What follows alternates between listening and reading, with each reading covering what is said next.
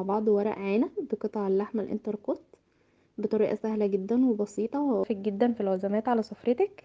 اللحمة بتطلع دايبة وورق العنب بيطلع طعمه تحفة وشارب من طعم اللحمة قوي. متأكدة ان الطريقة دي هتعجبكم. لو الفيديو عجبكم ما تنسوش تشتركوا في القناة ولايك وشير لو عجبكم الفيديو. تعالوا نشوف عملناها ازاي. اول حاجة معايا هنا قطع لحمة شرايح كده من سمكها رفيع مش تخين قوي. اي قطعية لحمة بتستوي بسرعة. هنتبلها بقى بمية بصل عليها ملح وفلفل، مش هزود اي بهارات تاني تغير من طعم اللحمة.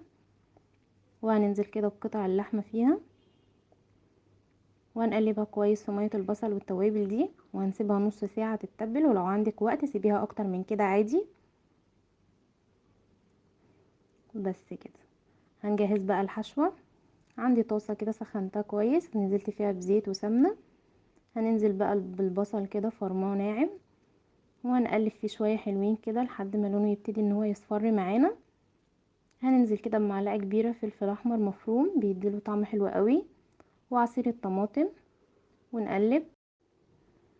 عصير الطماطم ده انا كنت مفرزاه، ممكن تحطوا عصير طماطم فريش عادي.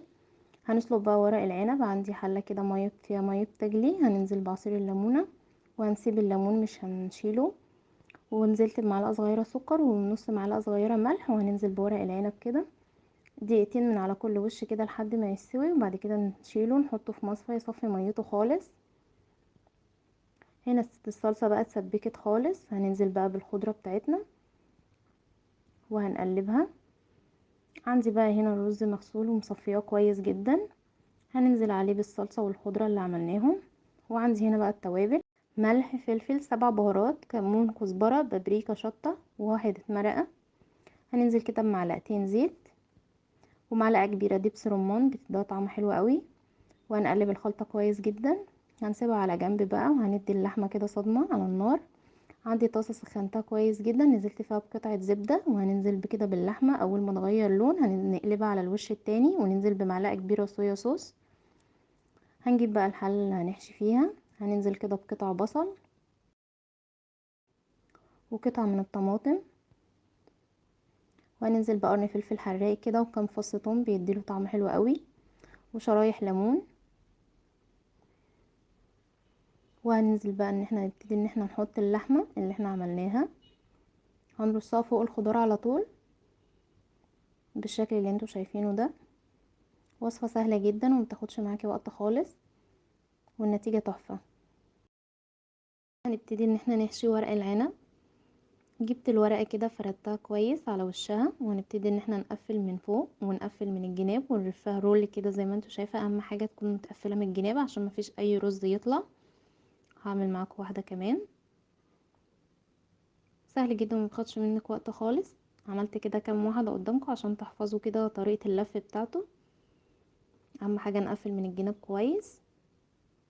انا بحبه طويل كده ورفيع، براحتك لو عايزة تخليه اصغر من كده ممكن نقسم الورقة نصين.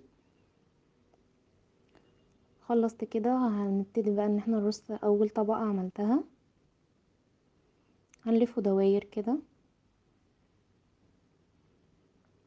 طبعا كبير صغير على حسب الورقة. يعني انا بحب الورقة لما تكون وسط كده بعملها زي ما هي، كبيرة قوي بقسمها نصين، صغيرة بعملها زي ما هي يعني.